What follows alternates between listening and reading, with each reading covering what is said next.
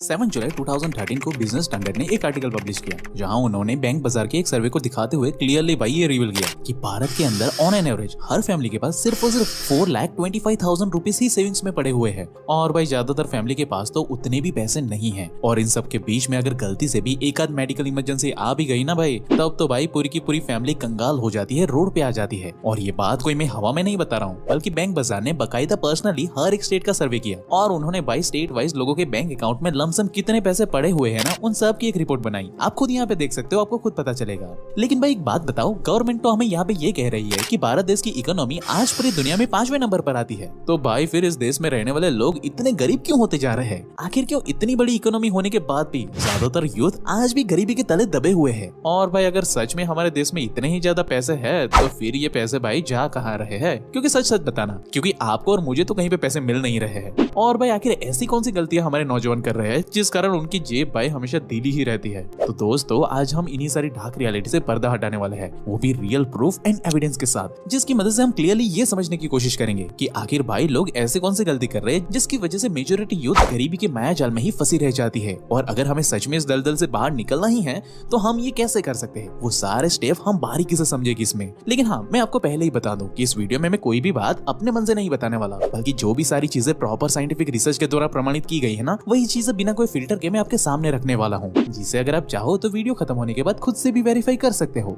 लेकिन हाँ, अभी के लिए मेरे साथ इस वीडियो के अंत तक बने रहे। सो हे ब्यूटीफुल। अब भाई इससे पहले कि हम ये समझे ना कि आखिर इंडियन यूथ ऐसे कौन सी गलती कर रही है और उन गलतियों को हम कैसे रोक सकते हैं जिससे कि भाई हमारी जेब भी पैसों से भर जाए, तो भाई इससे पहले थोड़ा ये समझ लेते हैं कि आखिर लोगों के पास पैसों की तंगी होती क्यों है और क्या ये कोई नई प्रॉब्लम है या हमेशा से ही हमारी हालत ऐसी ही फटी पुरानी सी रही है। तो भाई अगर हम आंकड़ों की बात करें ना, तो यहाँ पे हमें क्लियरली देखने को मिलता है कि भारत की इकोनॉमी काफी तेजी से ग्रो हो रही है। आप खुद इस ग्राफ में देख सकते हो कि ये ग्रोथ हर 5 सालों में इकोनॉमी को लगभग डबल करती आई है, जिससे भाई ये तो साफ हो जाता है कि भारत के लोग हर साल पैसों के मामले में ग्रो तो जरूर से हो रहे हैं। और अगर हम ज्यादा नहीं लेकिन पिछले 10 सालों के ही लोगों की इनकम एंड लाइफस्टाइल को अगर क्लियरली हम देखेंगे ना, तो भाई हमें पता चलेगा कि लोगों की इनकम और लाइफस्टाइल अब पहले के मुकाबले में काफी ज्यादा बेहतर हुई पड़ी है। और ये चीज तो हम क्लियरली अपने आसपास देख ही सकते हैं। और भाई ये बात मैं कोई हवा में नहीं बता रहा हूँ, बल्कि आप खुद यहाँ पे देख सकते हो। तो भाई अब सवाल सीधा सा यही आता है कि जब सारी चीजें इतनी ही अच्छी तरीके से चल रही है और लोगों की जेब में पहले से ज्यादा पैसे आ रहे हैं, तो फिर भाई लोगों के बैंक अकाउंट में पैसे है क्यों नहीं? लोगों के बैंक अकाउंट खाली क्यों पड़े हैं भाई? कहीं लोग चोरी छुपे अपने ही पैसों को तो आग नहीं लगा रहे हैं ना? लोगों का भरोसा नहीं भाई, कुछ भी कर सकते हैं। तो भाई इसका जवाब जानने के लिए GDS यानी कि ग्रॉस डोमेस्टिक सेविंग के ग्राफ को हमें देखना पड़ेगा, जो हमें ये क्लियरली दिखाता है कि लोगों की एक्चुअल सेविंग समय के साथ साथ किस तरह से ड्रास्टिकली चेंज हो रही है भाई। और यहाँ आप इस ग्राफ में क्लियरली देख सकते हो कि जहाँ पहले के लोग ज्यादा से ज्यादा पैसे बचा करके पैसों को सेव करने पर जोर देते थे ना, तो वहीं भाई आजकल के लोग अपनी सेविंग्स की बिल्कुल भी परवाह नहीं करते। जहां पहले के मेजॉरिटी लोग फाइनेंशियली अनपढ़ हुआ करते थे, फिर भी वो जितनी चादर है उतनी ही पैर फैलाना चाहिए, वैसे फिलोसॉफी के साथ जिंदगी जीते थे। वहीं भाई आज की जनरेशन इस फिलोसॉफी को बकवास मानती है और पूरी यूथ YOLO यानी कि यू लिव ओनली वंस, जिंदगी ना मिलेगी दोबारा, ऐसी वाली फिलोसॉफी पर जिंदगी जीती है। और भाई यही कारण है कि आज के लोग पहले के मुकाबले में ज्यादा पैसे तो कमाते हैं, उसमें तो कोई दोहरा ही नहीं है, लेकिन भाई फिर भी उनके बैंक अकाउंट में कुछ चिल्लर फिल्लर ही बचे हुए होते हैं। आप खुद देख सकते हो अपने आसपास अपने दोस्तों को।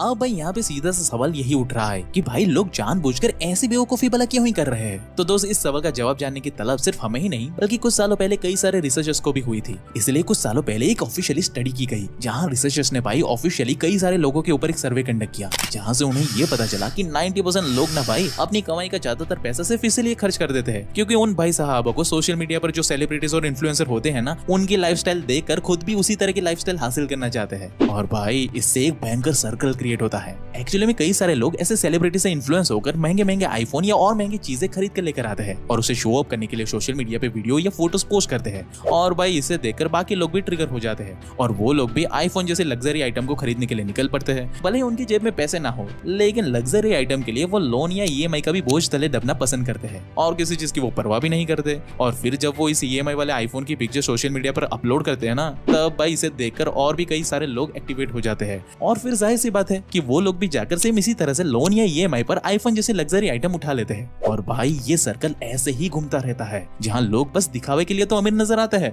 लेकिन भाई पर्दे के पीछे की सच्चाई तो कुछ और ही होती है। और ये सुनकर ये मत समझना कि ये बेवकूफी का सिलसिला यहीं पे रुक जाता है, ना ना ना ना ना ना ना। क्योंकि भाई आज का यूथ जो खुद को हर मामले में तुर्रम खा समझता है ना, उनकी भाई ये कड़वी रियलिटी ये है कि उनकी लिटरेसी रेट की बात करें ना तो 100 में से 78 लोग भारत में ऐसा है जो अच्छे से पढ़े लिखे तो है, लेकिन भाई वहीं अगर हम उनकी फाइनेंशियल लिटरेसी की बात करें तो ये नंबर 27% पर ही सिमट जाता है। जिसका मतलब भाई सीधा सा है कि भारत के अंदर हर 100 में से 27 लोग ही ऐसे हैं जिन्हें पैसों को एक्चुअली में सही मायने में मैनेज करना और इस्तेमाल करना आता है। बाकी के भाई 73% लोग बस किसी तरह से अमीर बनने और फाइनेंशियल इंडिपेंडेंट होने के बस सपने देखते ही रह जाते हैं। और ये बात मैं कोई अपने मन से नहीं बता रहा हूँ, बल्कि खुद आरबीआई ने इस बात को अपनी रिपोर्ट में एक्सेप्ट किया है। आप खुद यहाँ पे देख सकते हो।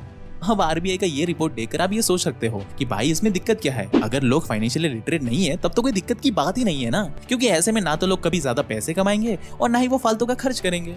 तो भाई आपका भ्रम अभी दूर हो जाएगा। जरा एक नजर उठा करके इस ग्राफ को देख लो, जो ये दिखाता है कि पिछले 5 सालों में लोगों के बीच क्रेडिट कार्ड ना भाई कितना ज्यादा पॉपुलर हो चुका है। जहां मार्च 2017 में सिर्फ 29 मिलियन लोगों के पास क्रेडिट कार्ड हुआ करता था ना, तो वहीं मार्च 2021 में ये नंबर 62 मिलियन हो चुका है। भाई सोच के देखो, 62 मिलियन छोटा नंबर नहीं होता भाई।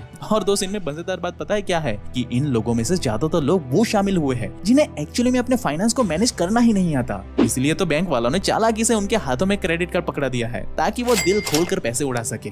अगर मैं अपना ओपिनियन बताऊं ना तो भाई ये करना बिल्कुल वैसा ही है जैसे कि एक बंदर के हाथ में खुली हुई तलवार दे देना, जहां ये बंदर खुलेआम दूसरों के साथ साथ खुद के लिए भी प्रॉब्लम ही क्रिएट करेगा। और ऐसा ही कुछ लोगों के साथ एक्चुअली में रियल लाइफ में हो रहा है। भाई आप जरा यहीं पे इस इमेज को देख लो। मनी व्यू ने हाल ही में ये पब्लिश किया है, जिसमें ये भाई साफ साफ बताया गया है कि लोग अपने एजुकेशन और मेडिकल के लिए उतना लोन नहीं लेते जितना वो बेचारे अपने पुराने लोन को चुकता करने के लिए नए लोन को लेते हैं। और भाई मजेदार बात ये है कि इसी लेन देन के चक्कर में हमारे देश की फाइनेंशियल इकोनॉमी तो हर साल आसमान छूते जा रही है। लेकिन भाई मेजोरिटी लोगों की इसी बुरी हैबिट की वजह से लोग सड़कों पर कंगाल होकर घूम रहे हैं, जो भाई ये क्लियरली दिखाता है कि इंडियंस का पैसों के साथ रिश्ता वक्त के साथ साथ कितना बुरा होते जा रहा है। इसका अंदाजा ना भाई आप यहीं से लगा सकते हो कि जब 2021 में EY रिफाइन ने एक सर्वे किया ना, तो उनको पता चला कि 80% वर्किंग क्लास एम्प्लॉइज अपनी पूरी सैलरी भाई महीना खत्म होने से पहले ही खत्म कर देते हैं। इसलिए उनके जीवन में अपने आने वाले फ्यूचर के लिए जो पैसे इन्वेस्ट करना और सेविंग्स करना जैसे कोई कॉन्सेप्ट ना बचता ही नहीं है। वहीं अगर हम एक्चुअल इन्वेस्टमेंट की बात करें ना, तो आप लोगों को ये डेटा देखकर शॉक लगेगा, क्योंकि डेटा के अकॉर्डिंग 13% लोग ही हर महीने भाई अपनी सैलरी से कुछ पैसे बचा पाते हैं और उन बचे हुए पैसों से वो एक्चुअली में अपने फ्यूचर के लिए इन्वेस्ट कर पाते हैं। बाकी सारे लोग तो भाई फाइनेंशियल इंडिपेंडेंट होने के बजाय बस लोन और EMI के कर्जे तले सर से लेकर पांव तक डूबे हुए हैं। इसलिए तो भाई ऐसे महान लोगों को SIP, mutual fund, investment, stock market ऐसी चीजें कभी समझ में ही नहीं आती।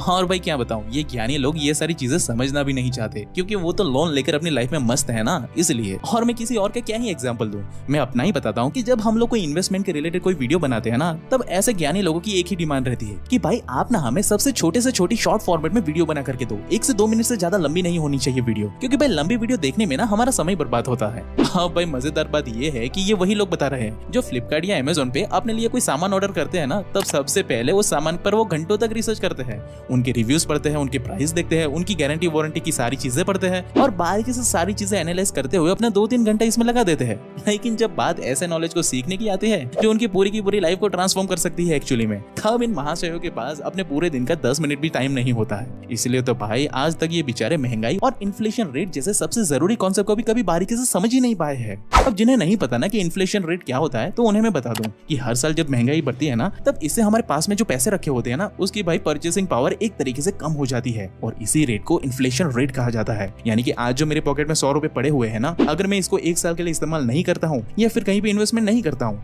तो इसकी कीमत 6% से कम हो जाती है हर साल। और ये बात मैं नहीं बल्कि हमारी गवर्नमेंट इकोनॉमी के हिसाब से आम जनता को यही बताती है कि भाई हर साल महंगाई की वजह से इन्फ्लेशन रेट 6% से बढ़ रहा है। इसलिए भाई अपने अधूरे ज्ञान से कुछ ना समझ लोग अपने पैसों को बिना कुछ ज्यादा सोचे समझे FD में डालकर खुश हो जाते हैं। उनको लगता है कि वाह भाई हमने तो क्या ही बड़ा काम कर दिया, क्योंकि यहाँ से तो हमें 7% का इंटरेस्ट रेट मिल रहा है ना, तो साल के अंत में कोई दिक्कत की बात ही नहीं है। लेकिन दोस्त असली रियलिटी तो हमसे छुपा करके रखी जाती है। जैसे कि अगर हम सोशल मीडिया और दवाइयों की इन्फ्लेशन रेट की बात करें ना, तो ये करीब 14% होती है। यानी कि अगर आप आज की डेट में कोई भी छोटा मोटा ऑपरेशन करवाते हो ना, और उसका खर्चा अगर मान लो कि 1 लाख रुपीस आता है, तब भाई अगले साल इसी सेम ऑपरेशन का कॉस्ट आपको 1,14,000 रुपीस का पड़ेगा। वही मेडिकल छोड़ो, एजुकेशन की ही बात कर ले।